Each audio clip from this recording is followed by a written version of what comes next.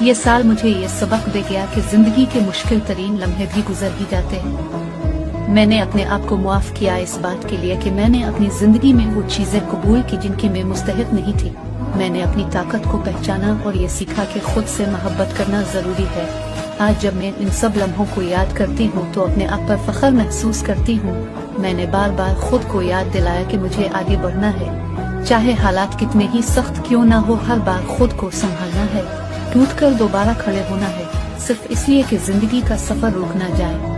मैं कई बार हार मानने के करीब थी और कई बार महसूस हुआ जैसे मैं अपनी जात को खो रही हूँ, लेकिन आज मैं अपने अंदर ताकत देखती हूँ जो हर बार उठने और जीने का हौसला देती है।